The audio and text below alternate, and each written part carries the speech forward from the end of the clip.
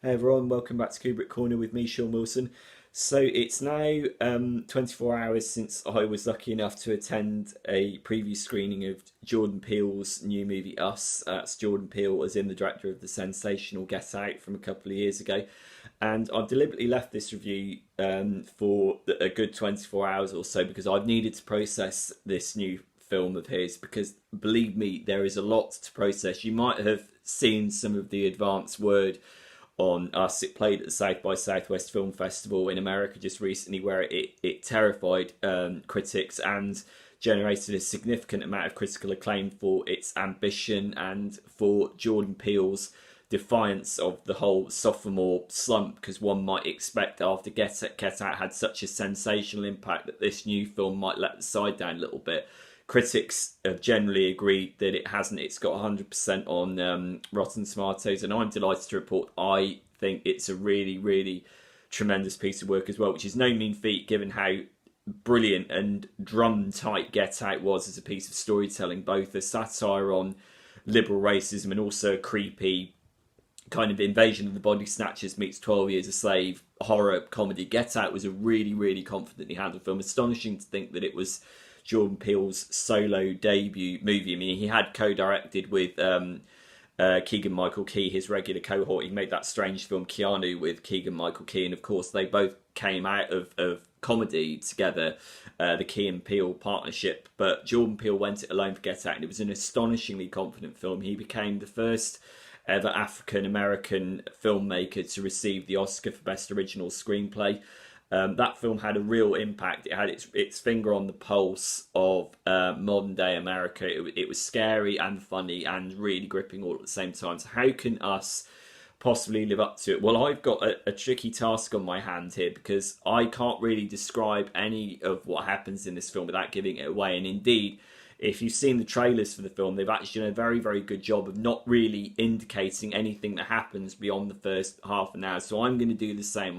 Just going to introduce the bare bones of the plot and kind of allude to the themes of the story, because believe me, this is a film you want to go into cold. And I would say, if you've not read any of the reviews of the movie, don't be tempted not to. Just go in fresh, because you know you're going to have a really, really exciting time. So the basic setup is Lupita Nyong'o is mother, Adelaide, who is married to Gabe Winston Duke. Incidentally, both actors appeared in Marvel's Black Panther.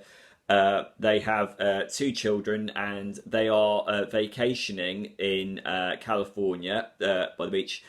Gabe seems insistent on taking the family to this nice bit of beach nearby in Santa Cruz, where they're going to meet their friends played by Elizabeth Moss and Tim Heidecker, playing the appalling and amusingly appalling kind of entitled millennial rich types. Adelaide is strangely reluctant to return to this beach because it has significance for her. There is trauma in her past which pertains specifically to this particular beach. Something awful happens to her on the fun fair on that beach. She doesn't want to go back. She reluctantly goes at the behest of Gabe and her children, and they meet their friends. And then later that night, they are confronted on their driveway with a family who are standing stock still, completely silent. An attempt to make this family go away doesn't yield great results. In fact, the home is invaded, and then you realise that Adelaide's and Gabe's family are being confronted by doppelgangers of themselves. And that is as far as I'm going to go with the plot. Suffice it to say that this is an incredibly ambitious film, and given that Get Out was ambitious enough, to say this is more ambitious is, no, I don't say that lightly, because this is more ambitious than Get Out. I think the interesting thing is with, as I said, Get Out was a kind of satire of liberal racism fused with horror and comedy, but whereas Get Out was a single perspective story, it was told entirely from the perspective of Daniel Kaluuya's character. Everything was filtered through his eyes, as he basically was sort of ensnared by the family of his white girlfriend, obviously with horrible consequences. What Us does, interestingly, is it very ambitiously balances two tangents. On the one hand, you've got this phenomenal central performance from Lupita Nyong'o, dual performance from Lupita Nyong'o playing Adelaide and her double, her shadow half called Red. So you have a story of a woman coming to terms with herself, literally and figuratively, and coming to terms with her past. And yet, the movie, I have to be really careful with this, the movie sort of unravels as a kind of wider story. So you get Adelaide's story, and then you also get a wider contextual story about the landscape, both sort of physical and political, that Adelaide is in. And I think whereas in Get Out, you by intention you didn't really get a sense of the wider context. Get Out was a movie that was limited largely to one location and to a relatively small group of characters. This movie casts the net a lot wider, and you get an intertwining of the personal and the political, the sort of the intimate and the national, global, whatever, in a way that is actually very, very interesting and very provocative. And similarly, what Jordan Peele does quite brilliantly is he intertwines good and evil around each other. The idea that evil can come under a mask of righteousness, and that people who are apparently good and pure of heart can give in to their base violent instincts. And it's all about it goes back to that almost like Dark Knight thing, the idea that you cannot have good without evil, one will complete the other. And it's kind of Nietzschean philosophy going on throughout that it runs through us, that it's there at the core of the storyline. And of course, one could say with the doubling effect, there is also kind of Dostoevskian theme, although obviously in Dostoevsky the whole idea was that no one else noticed the double apart from the man apart from the main character themselves.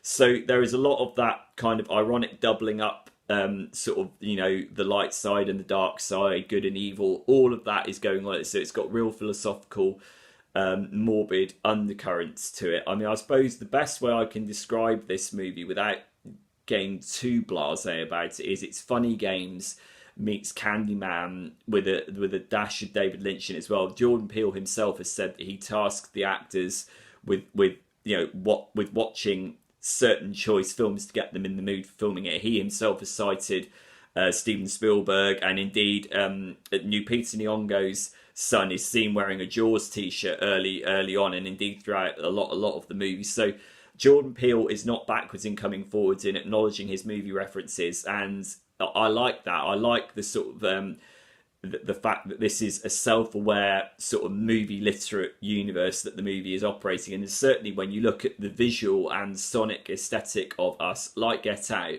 this isn't a movie that goes for fake scares. Well, not all the time. There are one or two of them, but this is an incredibly sophisticated movie, not only in terms of its themes and its performances, but also the way it looks.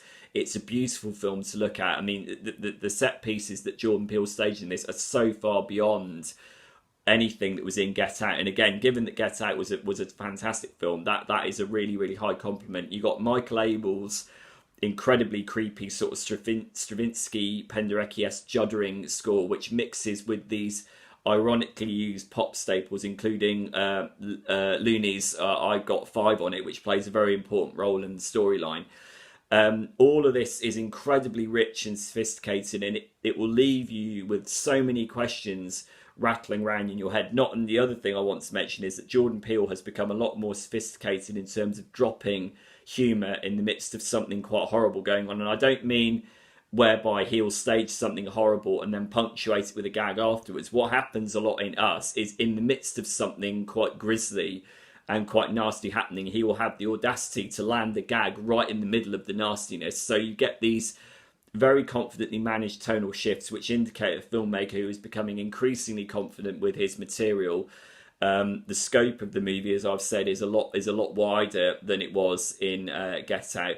I've read some reviews that say the storyline is messier. I think maybe to some extent those criticisms hold water, but ultimately I was completely won over by it, and I was so enthralled by the amount of messages that the movie appears to present to us. I mean, the title of the movie is Us, the tagline is Watch Yourself. You could say on the one hand it's a movie that's reflecting on the human condition, about how we're our own worst enemy. On the other hand, Us, US, is there a kind of implicit critique of one country in that title? I don't. Presumably that's not accidental. I don't doubt for 1 minute that that's intentional.